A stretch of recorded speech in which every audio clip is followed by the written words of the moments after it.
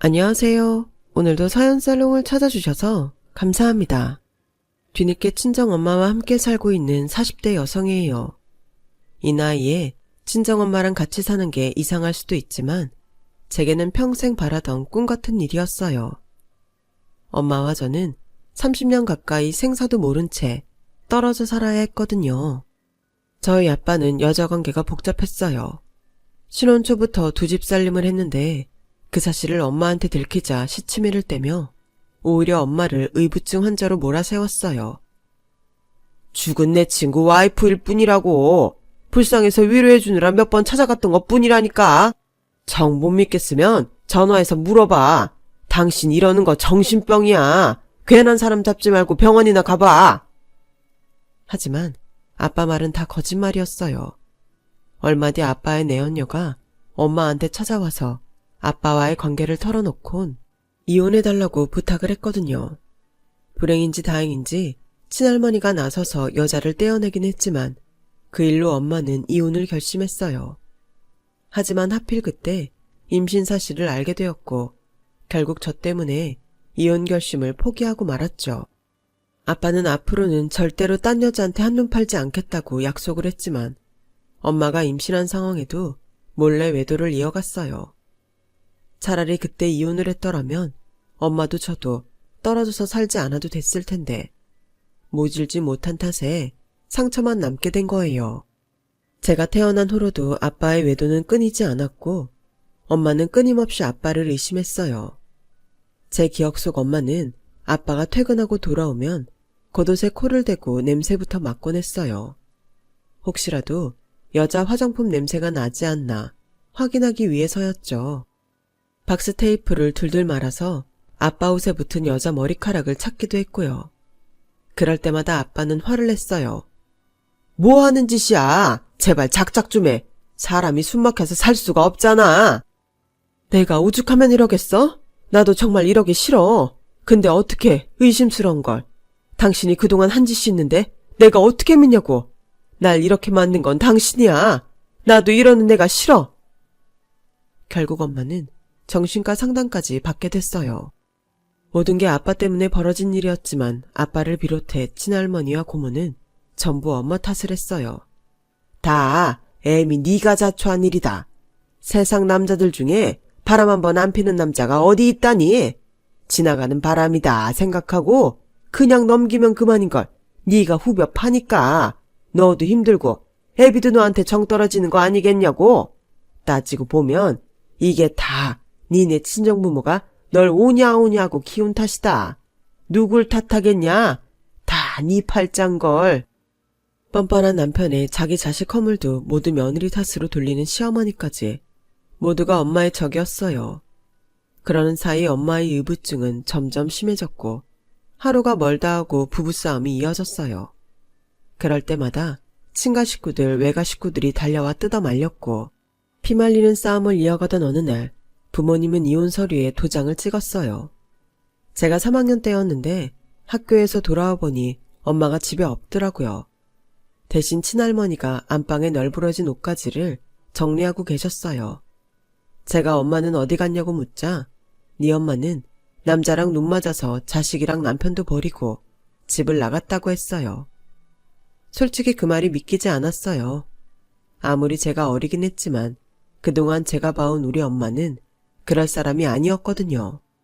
하지만 할머니 말이 다 틀린 건 아니었어요. 엄마가 나를 버리고 떠났다는 건 사실이니까요.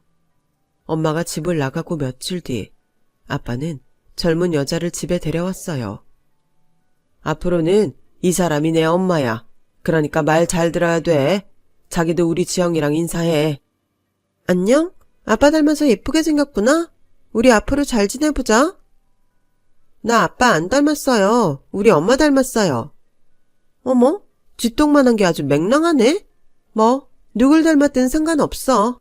나랑 같이 사는 동안은 서로 얼굴 붉힌 일은 만들지 않으면 되니까. 자기야, 안방이 어디야? 나 피곤해서 좀 쉬어야겠어. 여자는 저희 집에 온 그날부터 엄마가 쓰던 침대에서 잠을 자고 엄마가 쓰던 화장대와 옷장을 사용했어요. 저희 외갓집이 잘 살아서 엄마가 쓰던 물건들은 전부 고급 제품들이었는데 그래서 그런지 여자는 저희 엄마 물건을 버리지 않고 그대로 사용했죠. 옷장에 남아있던 엄마 옷이랑 백도 그대로 쓸 정도였어요. 하지만 1년도 안 돼서 그 여자 역시 집을 나갔어요. 아빠한테 딴 여자가 생겼거든요. 김치를 가져다 주러 집에 찾아온 할머니와 고모는 신발장과 옷장을 열어보곤 혀를 차며 그러더군요. 어머, 인연이 돈 되는 건 죄다 들고 나갔네? 예전 올케 언니가 들고 다니던 백이랑 구두 전부 비싼 건데? 귀신같이 알고 가져간 거 봐. 뭐야, 모피코트도 가져간 거야? 내가 찜해둔 건데. 이년아, 지금 그게 대수냐? 네 오빠 혼자 딸년 데리고 살게 됐는데 집에 여자가 있어야 밥은 제대로 먹고 다닐 거 아니야. 그러게, 멀쩡한 마누라까지 내쫓았으면 살림살 여자를 데려왔어야지. 어디서 그런 술집년을 데려와선 이 난리야. 일할 거 그냥 지영이 애미랑 살게 둘 걸 그랬다. 그래도 걔가 심성도 착하고 친정에 돈도 많았잖니. 네 오빠 이만큼 살게 된 것도 따지고 보면 다 처가덕인데 그 좋은 자리는 깨고 이 지랄로 살 건 또 뭐라니. 지쳐 비위 좀 맞추고 살았으면 여직 처가덕도 보고 좀 좋아. 바람을 필 거면 눈치 못 채게 뒤에서 피우고 끝낼 일이지. 에휴, 지질이 복도 없는 놈. 엄마, 모르는 소리 하지 마. 오빠가 복이 없긴 왜 없어? 이혼하면서 처가에서 돈도 꽤 뜯어냈다던데. 올케 언니가 정신과 다닌 거 트집 잡아서 지영이 양육권 뺏고 양육비 차원에서 수천 받았다고 나한테 자랑하더라. 솔직히 바람 피워서 마누라 의부증 만든 주제에 돈 받고 이혼하는 게 말이 돼? 나 같으면 가만 안 두지. 희년아, 지영이 들어 말 조심해. 아빠 때문에 인생을 망친 엄마는 그 후로 연락도 없었어요. 아니, 연락을 했는데 중간에서 누가 차단을 했는지도 모르겠네요. 젊은 여자가 집을 나간 이후 할머니가 저희 집에 들어와 함께 사셨거든요. 할머니는 제가 6학년이 되던 해 암으로 세상을 떠나셨고 이후로는 아빠와 저 둘이 살았어요. 엄마랑 살 때는 그렇게 바람을 피워댔던 아빠는 시간이 지나면서 전보다는 덜했는데 고모 말로는 돈이 떨어지니 여자들이 들러붙지 않아서 그런 거라고 하더군요. 처가 덕에 돈 걱정 없이 살던 아빠는 이혼하고부터는 하던 일도 잘 안 되고 아쉬울 때 돈 대줄 사람도 없어서 자금난에 시달려야 했어요. 그러다 사기까지 당하고 홧김에 술을 마시고 차를 몰다가 차가 전복되는 사고를 당해 세상을 떠나셨어요. 그동안 우리 가정을 파탄낸 아빠를 미워했던 저였지만 막상 홀로 남게 되니 아빠의 빈자리가 새삼 크게 느껴지더군요. 당장 내일부터 어떻게 살아야 하나 막막했거든요. 그래서 집 나간 뒤 단 한 번도 저를 찾지 않았던 엄마를 찾아 나섰어요. 기억을 더듬어가며 외가를 찾아갔는데 이미 수년 전에 집을 팔고 온 가족이 캐나다로 이민을 떠났더라고요. 그 소식에 신랄 같은 희망마저 완전히 사라지고 말았어요. 그때 제게 손을 내밀어준 건 다름 아닌 고모였어요. 할머니가 돌아가신 이후 연락조차 뜸했던 고모지만 그래도 유일한 핏줄이라고 저를 맡아 키워주겠다고 하더군요. 상황이 이렇게 된 걸 어쩌겠어. 너한테 아빠가 있니 엄마가 있니? 피부치라고 나뿐인데 나라도 널 걷어줘야지. 나야 그렇다 쳐도 네 고모부한테는 고마워해야 한다. 자기 자식도 버리는 세상에 한 다리 건너 처조카를 키워주는 사람이 어디 흔하니? 그러니까 이 고모 체면을 생각해서라도 말 잘 들어야 해. 넌 그저 앞으로 집안 돌아가는 일은 고모부한테 맡기고 따르기만 하면 된다는 얘기야. 알아듣겠지? 그때까지만 해도 그게 정확히 뭘 뜻하는지 몰랐어요. 장례가 끝나고 며칠이 지나서야 고모 말의 본뜻을 알게 되었죠. 장례식을 마친 그 주 주말 아침부터 초인종이 요란하게 울렸어요.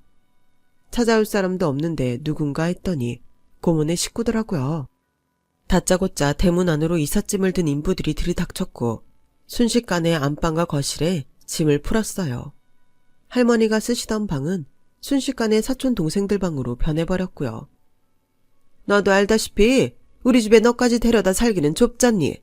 오빠도 가고 큰 집에 너만 덜렁 남아있는데 따로 직구할 필요 있니? 우리가 들어와 살면 되지. 집에는 자고로 사람이 북적거려야 사는 맛도 나는 법이야. 그러고 서 있지 말고 너도 짐 좀 날라. 확실히 2층 단독주택이라 넓긴 넓다. 우리 살림 다 넣어도 널널하겠는데? 고모는 마치 평수 넓혀 이사하는 사람처럼 신이 난 듯 보였어요. 초등학생 사촌동생들도 신이 나서 온 집안을 헤집고 뛰어다녔고요. 그 상황이 못마땅한 건 저뿐이었어요. 하지만 싫다는 말은 할 수 없었어요. 고모가 저를 맡아주지 않으면 저는 시설에 들어가 살아야 했으니까요. 그래도 우리 집에서 살 수 있는 걸 다행이라 여겨야 할 상황이었죠. 고모랑 고모부는 이사를 마치자 바로 아빠 통장이랑 가게부터 챙겼어요. 그런데 고모 내외의 기대와 달리 집 외에는 건질 게 없었어요. 아빠가 하시던 가게도 거의 폐업 수준이었고 사기까지 당해서 오히려 은행 빚까지 있었거든요. 가게를 정리하고 은행 빚을 갚고 나니 수중에 남은 돈은 한 푼도 없었어요. 한미천 잡을 걸로 기대하고 선뜻 저를 맡기로 했던 고모와 고모부는 실망이 이만저만이 아니었어요. 세상에, 당신 오빠 뭐라고 산 거야? 빚잔치 하고 나니까 개털이잖아. 괜히 애만 떠하는 거 아니냐고. 그래도 이 집이라도 건진 게 어디야. 당장 전세금 올려줄 돈도 없었는데. 그리고 애초에 지영이 데리고 살자고 한 건 내가 아니라 당신이잖아. 그러니까 내 탓할 생각 마. 그날 고모랑 고모부는 안방에서 한참 말다툼을 했어요. 그리곤 단장 다음 날부터 저를 대하는 태도가 완전히 변해버렸어요. 툭하면 제 앞에서 돈돈거리면서 눈치를 줬고 공과금 영수증이 나올 때마다 마치 저 때문에 큰돈이 나가는 것처럼 눈치를 줬어요. 이거야 원, 고작 입이 하나 더 늘었는데 생활비가 곱절은 더 나가네. 쌀은 또 왜 이리 금방 떨어져? 아, 사방이 돈 나갈 일 뿐이네. 밥 한 숟갈 편히 입에 들어가는 날이 없을 정도로 눈치 보이는 나날이 이어졌어요. 또래들은 학교 성적 걱정을 할 때 저는 하루빨리 졸업해서 내 손으로 돈 벌어야겠다는 생각이 간절했어요. 그래서 인문계 고등학교를 포기하고 실업계 고등학교에 입학했어요. 졸업 전에 취업 실습을 하러 회사에 나가 첫 실습수당을 받았을 때 제가 무슨 생각을 했는지 아세요? 친구들은 그 돈으로 휴대폰을 살까 옷을 살까 고민할 때 저는 이 돈을 고모한테 갖다 주면 앞으로 밥은 눈치 안 보고 먹을 수 있겠다는 생각을 했어요. 하도 눈칫밥을 먹고 자란 탓이었죠. 그런데 제 월급을 받은 고모는 실망하는 표정이 역력했어요. 애게 고작 이거야? 혹시 너 쓸 돈 미리 빼놓고 내놓는 거니? 그런 거라면 실망이다. 고모, 그게 다예요. 실습생들은 원래 월급이 그 정도밖에 안 돼요. 회사에선 오히려 일 가르쳐주는데 월급까지 받아간다고 그러는걸요. 대신 졸업하고 제대로 취직하면 그땐 더 많이 드릴게요. 번 돈을 온전히 털어주고도 눈치를 보는 건 매일반이었어요. 눈칫밥에서 벗어난 건 고등학교를 졸업하고 취직을 해서 본격적으로 돈을 벌기 시작하면서였어요. 하지만 사람 욕심이 끝이 없다고 고모는 제 월급의 70%를 받아가면서도 늘 부족하다고 타박을 하기 일쑤였어요. 상미랑 상훈이 학원비도 내야 하는데 들어오는 돈은 없고 내가 아주 그놈의 돈 때문에 허리가 휜다. 그래서 말인데 지영아, 너 돈 좀 있니? 월급 받은 지 얼마 안 됐잖아. 애들 학원비가 모자라서 그래. 고모, 제 사정 아시잖아요. 월급 받아서 고모한테 거의 다 드리고 제 차비랑 식비 정도밖에 안 남았어요. 어머, 너 말 이상하게 한다? 쥐꼬리만한 돈 떼어주고선 어디 거의 다 줬다니? 누가 들으면 내가 너 앵벌이 시키는 줄 알겠다? 막말로 오갈 데 없는 너 지금까지 키워준 게 누구니? 나 아니었으면 너 고아원에서 살 뻔했던 거 기억 안 나? 사람들이 화장실 들어갈 때랑 나올 때가 다르다더니 예전에 네가 뭐라고 했니? 취직하면 돈 많이 준다더니 이게 많은 거니? 지나가던 개가 웃겠다 얘. 내가 말을 안 해서 그렇지. 그동안 너한테 돈 들어갈 때마다 내가 네 고모부한테 얼마나 눈치가 보이는지 아니? 그런데 뭐가 어째? 네가 돈 좀 번다고 유세를 떨고 싶은 모양인데 너 그러는 거 아니다. 사람이 도움을 받았으면 은혜를 갚을 줄도 알아야 되는 거야. 고모는 매번 서운하다고 소리쳤지만 덧셈 뺄셈을 할 줄 아는 사람이라면 고모의 이런 주장이 틀렸다는 걸 알 수 있을 거예요. 고모가 저를 키우는데 들어간 돈보다 제가 고모한테 가져다 드리는 돈이 솔직히 더 많았으니까요. 그래도 그때는 날 키워준 분이니 서운함보다는 고마운 마음을 갖는 게 도리라고 생각하며 참았어요. 그런데 남편과 연애를 시작하면서 참는 것만이 능사가 아니란 걸 깨닫게 되었죠. 남편과 저는 회사 근처 식당에서 처음 만났어요. 아무리 회사 근처에 식당이 많다고는 해도 직장인들의 지갑 사정에 맞는 곳은 한정적이라서 식당에서 자주 마주치는 경우가 덜어 있는데 제 남편도 그런 경우였죠. 자주 마주치다 보니 처음엔 눈인사를 나누기 시작했고 그러다 서로 대신 식당 줄을 서주는 사이까지 되었어요. 매일 점심시간에 남편과 만나 대화를 나누는 건 유일한 낙이 되어버렸죠. 그렇게 사심을 감춘 만남을 몇 달간 지속하다가 우리는 사귀게 되었어요. 물론 같이 밥을 먹는 동료들한테도 그 사실을 숨긴 채 말이에요. 남편은 격리과 직원인 저보다 오히려 금전관리에 능했어요. 어릴 때부터 모아둔 명절 용돈에 중고등학생 때 몰래 아르바이트를 해서 번 돈을 종잣돈 삼아 주식 투자를 했을 만큼 그쪽으로 관심과 재주가 있는 사람이었어요. 그런 사람과 사귀다 보니 저 역시도 그쪽에 관심이 생기기 시작했고 퇴근 후 남는 시간을 활용해 투잡을 뛰며 종잣돈 만들기에 나섰어요. 내 미래를 위해 무언가를 해야겠다고 나선 건 처음이라서 몸은 고단해도 마음은 늘 들떠 있었어요. 한 달 죽어라 이래도 대부분의 월급이 고모 손으로 고스란히 들어갈 뿐 내 손에 남는 게 없어 허탈했는데 투잡을 하고부터는 희망이 생겼거든요. 거기다 미래를 함께하고 싶은 사람까지 곁에 있으니 더 바랄 게 없었죠. 나도 드디어 내 가정을 꾸릴 수 있다는 꿈에 부풀어 하루하루를 보내던 어느 날 남편이 불쑥 제가 사는 집이 누구 소유냐고 물었어요. 다른 이유가 있어서 그런 건 아니야. 결혼을 하려면 서로에 대해 제대로 알 필요가 있다고 생각해서 묻는 거야. 솔직히 이해가 안 가는 부분도 있고. 이해가 안 간다니 뭐가? 그렇잖아. 아무리 자기를 키워준 게 고마워서 그런다지만 월급 대부분을 고모한테 드리면 자기는 무슨 돈으로 결혼을 할 생각인 거야? 내가 듣기론 자기 아버님 돌아가시고 고모님 식구들이 자기네 집으로 들어왔다고 했는데 그럼 집세는 받고 있는 거야? 아니지? 그런데 거기다 그 많은 생활비까지 낸다니 상식적으로 말이 안 되잖아. 그건 고모가 날 키워주셨으니까. 키워주셨다고? 자기야, 내가 보기엔 자기를 키워준 게 아니라 자기를 이용해 먹은 것 같아. 자기 집에 점령군처럼 밀고 들어와서 집세 한 푼 안 내고 당신 부려서 집안일도 하고 거기다 매달 돈까지 받는데 누가 누구를 키워줬다는 건지 도통 이해가 안 가네. 자기가 말하기 힘들면 내가 대신 고모님한테 얘기할게. 인정 따지고 참아주다가는 자기만 호구되는 거라고. 사실 그동안 알면서도 묻어두고 있던 사실이라서 남편 말에 반박할 수가 없었어요. 저도 사람인데 어떻게 내가 당하고 있다는 걸 모르겠어요. 또다시 세상에 혼자 버려지는 게 두려워서 눈 감고 귀를 닫았을 뿐이죠. 그런데 이제는 제 곁에 든든한 남편이 있으니 저도 조금은 용기를 낼 수 있을 것 같았어요. 그래서 결혼을 앞두고 남편과 함께 고모와 고모부 앞에서 그간 피해왔던 얘기를 꺼냈어요. 저 성우 씨랑 결혼하려고요. 그래서 말인데요. 이 집 팔까 해요. 결혼자금으로 쓰려고요. 뭐? 집을 팔아서 결혼자금으로 쓰겠다고? 그럼 우리는? 이날이 때까지 너 키워준 우리는 길바닥에나 앉으란 소리냐? 어머머 세상에. 이래서 옛말에 머리 검은 짐승은 거두는 게 아니라고 그러는가 보다.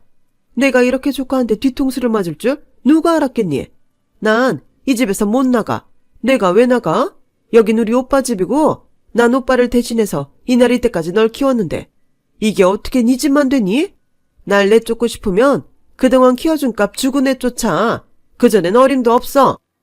죽어도 못 나간다고 길길이 뛰는 고모와 고모부한테 남편이 나섰어요. 그러시죠. 키워준 값 받으셔야죠. 한 푼도 빠짐없이 드릴게요. 그 대신 두 분께서도 주셔야겠습니다. 그동안 이 집에 사시면서 월세는 한 번도 안 내셨더라고요. 거기다 매달 이 사람한테 월급의 70%에 달하는 돈까지 받으셨고요. 그뿐인가요? 목돈 필요할 때마다 따로 더 가져가셨고요. 그거 다 계산해서 그동안 누가 더 챙겼는지 따져보자고요. 두 분 다 동의하시는 거죠? 그러자 고모랑 고모부는 꿀먹은 벙어리처럼 입을 다물었어요. 결국 결혼식을 앞두고 고모네 가족은 저희 집에서 나갔어요. 그동안 제 월급에서 떼어들인 돈은 저를 키워준 보답의 뜻으로 드렸고요. 남편은 그 돈도 끝까지 받아야 한다고 했지만 그래도 제가 혼자가 됐을 때 저를 데리고 살아준 거에 대한 고마움은 그렇게라도 전하고 싶었어요. 집을 팔고 그 돈으로 결혼 자금에 보탤까 하다가 그 동네에 재개발 소식이 있어서 좀 더 묵혀두기로 했어요. 전세나 월세를 놓으려고요. 그랬더니 남편이 서운한지 그러더군요. 새 놔봐야 얼마나 받는다고 그래. 그러지 말고 우리가 들어가 살면 어때? 어차피 우리 살 집도 구해야 하잖아. 우리 둘이 살기엔 집이 좀 크잖아. 게다가 자기랑 내가 모은 결혼자금도 있으니까 새 놨다가 재개발 진행되면 그때 처분하면 되고. 그때는 별 생각 없이 그렇게 정한 건데 지나고 보니 그러길 잘했다는 생각이 드네요. 만약 그때 우리 집에서 신혼을 시작했다면 남편 좋은 일만 할 뻔했거든요. 결혼 후에도 남편은 툭하면 친정집 명의를 공동명의로 바꾸자고 요구했어요. 시어머니는 한술 더 떠서 전세 사는 아주버님 내외가 거기에 들어가 살면 안 되겠냐고 하더군요. 아가, 그깟 보증금 받아봐야 은행이자도 얼마 안 나온다. 그럴 거 큰애네 들어가 살라고 하면 형제간의 우애도 돈독해지고 너도 인심 얻는 거 아니겠니?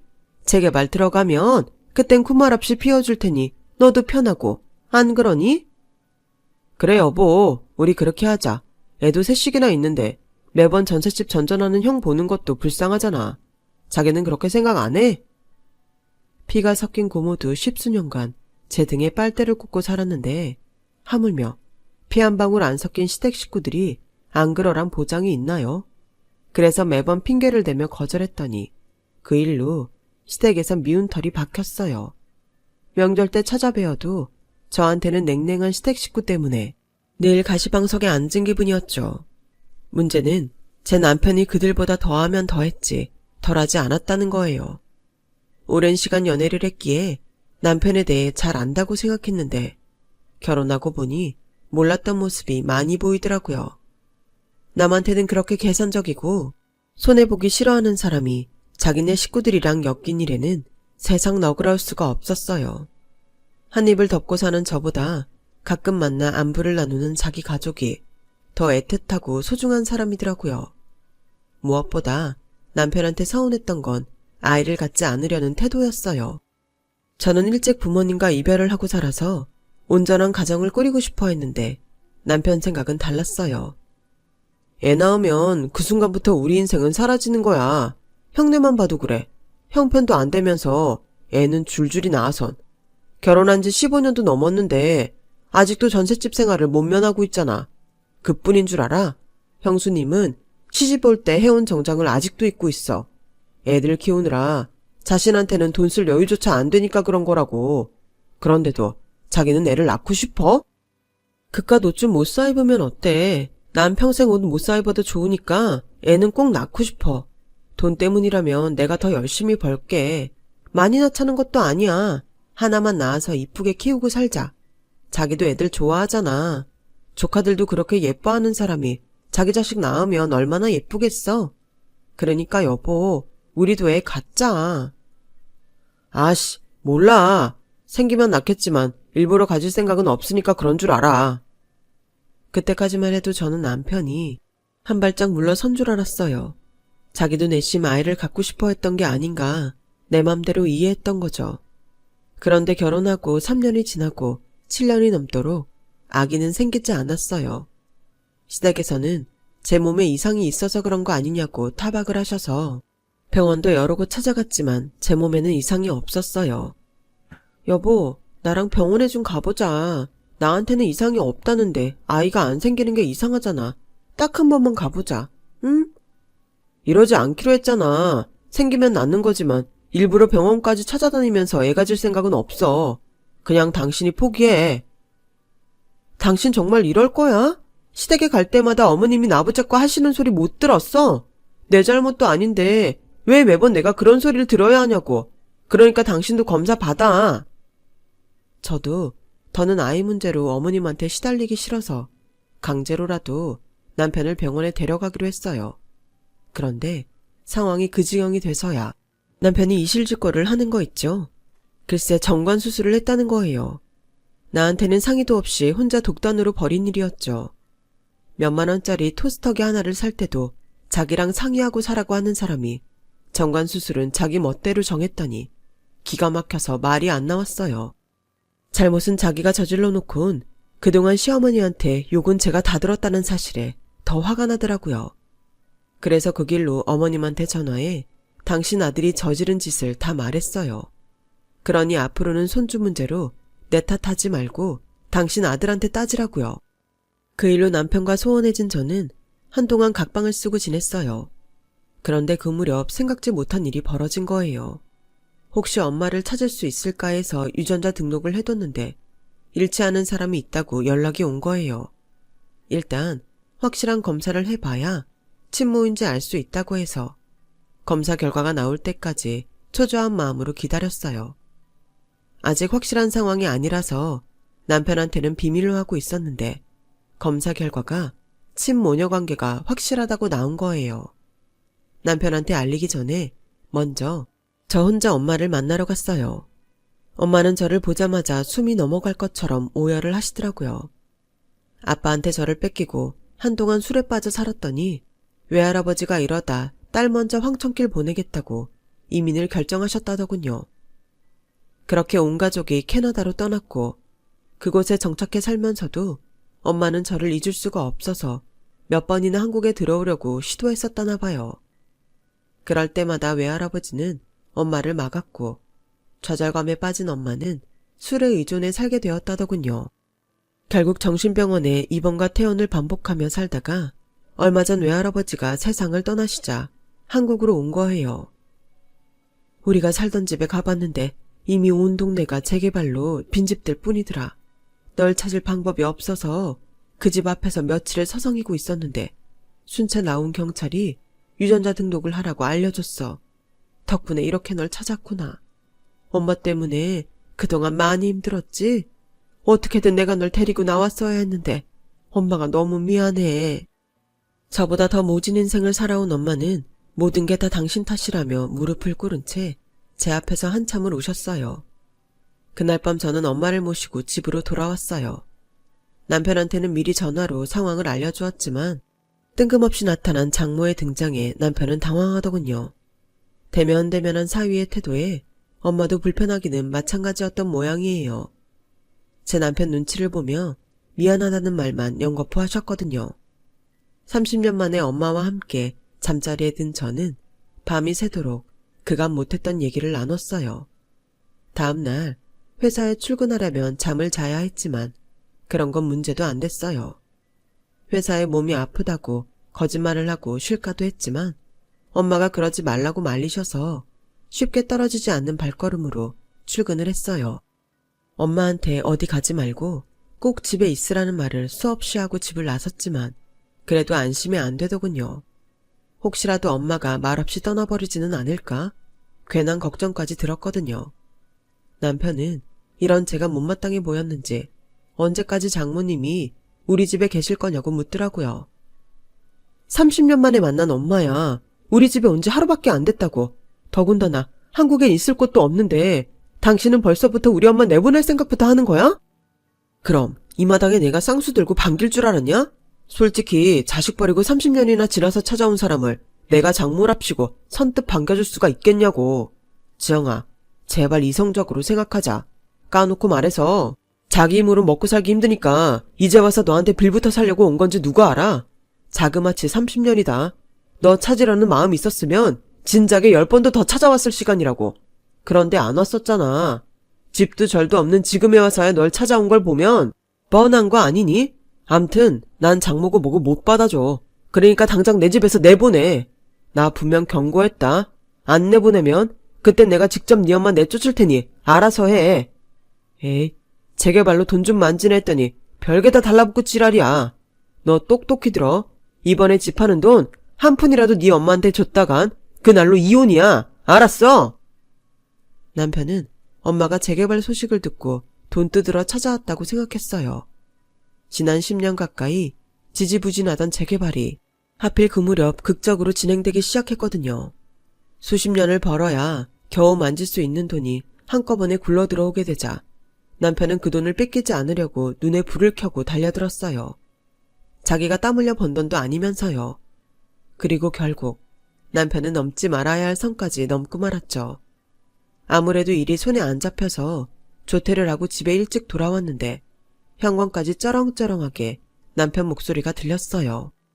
나요, 당신 장모로 인정 안 해요. 까놓고 말해서 자식 새끼 버리고 집 나간 사람한테 장모는 무슨 장모. 내가 지영이랑 결혼해 살면서 딱 하나 좋았던 게 뭔 줄 알아요? 딸린 군 식구 없다는 거였어요. 근데 이제 와서 딸 자식 부양받겠다고 그쪽에 나타날 줄 누가 알았겠어? 안 그래도 재개발 시작한다는 소식 듣고 거머리 같은 지영이 고모까지 다시 연락가서 짜증 나는데 내가 당신까지 신경 써야겠냐고. 암튼 다 필요 없고 내가 좋은 말 할 때 떠나요. 다 늙어서 거지꼴로 나타나선 어디서 비비려들어. 자기 몸뚱이 하나 늘 집 한 칸 없으면서 자식은 뭐하러 찾아오냐고. 제발 주제 좀 알라고요. 40 다 된 딸 자식 이혼녀 만들기 싫으면 머리카락 한 가닥 보이지 않게 꽁꽁 숨어 살란 말입니다. 내 엄마한테 살기 등등하게 지저대는 남편의 모습에 피가 거꾸로 솟는 것 같았어요. 그래서 구두도 벗지 않은 채 집 안으로 달려들어가 그대로 남편의 뺨을 올려붙였어요. 얼마나 힘을 줘서 때렸는지 제 손이 얼얼할 정도였죠. 이 개자식아, 네가 무슨 자격으로 내 엄마한테 그딴 소리래? 네가 아주 돈에 미쳤구나. 돈벼락 맞으니까 눈에 뵈는 것도 없지. 근데 어쩌냐? 그 돈벼락 맞은 사람은 네가 아니라 난걸? 네가 뭘 좀 모르는 모양인데 그 집 결혼 전에 내가 아빠한테 상속받은 내 재산이야. 너랑 이혼할 때도 재산 분할에 들어가지 않는 내 소유의 내 재산이라고. 아무런 지분도 없는 놈이 어따 대고 내 엄마한테 개지랄이야. 너 그 집 사는데 돈 보탠 거 있어? 직접 벽돌 한 장이라도 쌓았니? 그 집 우리 외할아버지가 우리 엄마 결혼할 때 사준 집이야. 엄연히 따지면 우리 엄마 집이라고. 근데 네가 뭔데 내 엄마한테 이래. 니까짓 게 뭔데 이러냐고. 우리 엄마한테 몸뚱이 늘 집 한 칸 없으면 주제 파악이나 하라고 했니? 그건 우리 엄마가 들어야 할 소리가 아니라 네가 들어야 할 소리야. 나 너랑 이혼하고 갈라설 거거든. 지영아, 내가 잘못했어. 오늘 일은 내가 잠깐 돌았었나 봐. 다시는 안 그럴게. 내가 장모님한테 정말 잘할게. 그러니까 이혼 얘기는 없었던 걸로 하자. 네가 무릎 꿇으라고 하면 꿇고 빌라면 싹싹 빌 테니까 제발 이혼만은 안 돼. 남편은 바닥에 무릎까지 꿇고 앉아 두 손을 싹싹 빌었어요. 아니, 이번 일 때문에 이러는 거 아니야. 너 그런 놈인 게 하루 이틀이니? 난 너한테 기대도 안 했어. 내가 이혼하려는 이유는 따로 있어. 네가 나 몰래 정관수술까지 하고도 내가 니네 식구들한테 애 못 낳는다고 구박당할 때 입 쳐닫고 모른 척한 네 놈한테 정 떨어져서 하는 거야. 너라면 그런 인간이랑 정 떨어져서 살 썩고 살 수 있겠니? 알아보니까 네가 한 짓은 이혼 사유로 충분하다고 하더라. 그러니까 구차하게 무릎 꿇고 빌지 말고 팽팽 돌아가는 네 계산기로 재산 분할 금액이나 계산하라고. 그렇게 저는 남편과 이혼을 했어요. 엄마는 당신 때문에 그런 거라면 다시 생각해보라고 만류하셨지만 저는 재고할 생각은 손톱만큼도 없었어요. 남편과 이혼하고 엄마와 함께 살게 된 저는 다니던 직장을 그만두고 새로운 삶을 살기로 했어요. 주님 밑에 건물주라고 최근에 6층짜리 근린 상가주택을 구입해서 건물주로 살게 되었거든요. 꼭대기 층에는 우리 모녀가 살고 있는 집이고 나머지 층은 새를 놓았어요. 1층 상가 중 하나에 카페를 차려서 엄마랑 함께 운영도 하고 있고요. 아직 장사가 잘 되는 편은 아니지만 가게 월세랑 인건비 안 드는 장사니까 큰 걱정은 없어요. 엄마를 만나고 좋은 일만 연이어 생긴 덕에 이런 꿈 같은 삶도 살게 됐네요. 외할아버지가 사주셨던 우리 집이 재개발되면서 벌게 된 돈과 외가에서 엄마 앞으로 보내준 할아버지 유산을 합해서 건물을 샀으니까요. 그리고 얼마 전 세입자랑 전세 계약을 하러 근처 부동산에 갔다가 우연히 전 남편을 보게 됐어요. 얼마 안 되는 보증금을 들고 전셋집을 구하러 왔더라고요. 제가 건물주가 됐다는 소식에 혹시 남는 방 있으면 자기한테 세놓으라고 하길래 태어나서 처음으로 인생 갑질 한번 해줬네요. 원룸 월세 보증금도 안 되는 돈으로 우리 집에 들어오겠다고? 이보세요 아저씨, 정신 차리세요. 세상이 그렇게 만만하지가 않아요. 이 아저씨가 아직 남의 집을 날로 먹으려는 버릇을 못 고친 모양인데 그러다 크게 다칩니다. 아참, 그쪽이 그랬지. 우리 엄마가 빈털털이라고. 근데 어쩌나 이 집 우리 엄마 돈으로 산 건데. 그 말인즉슨 죽었다 깨나도 당신은 내 집에 새 못 들어온단 소리야. 쪽팔려서 우리 엄마 얼굴을 어떻게 보겠어? 그러니까 일찌감치 꿈 깨. 결국 남편은 반백살을 앞두고 월세방을 전전하는 신세가 되었어요. 그러게 있을 때 잘할 것이지. 사람들이 왜 이렇게 어리석은지 모르겠네요. 아무튼 오랜 시간을 돌고 돌아 다시 엄마와 살게 된 저는 인생 2회차를 사는 기분으로 열심히 살아가려 합니다. 지금까지 제 사연을 들어주셔서 감사드려요. 항상 건강하세요. 여러분, 사연 댓글에 응원과 현명한 조언 부탁드려요. 좋아요와 구독은 저에게 큰 힘이 됩니다. 오늘도 좋은 일 가득하세요.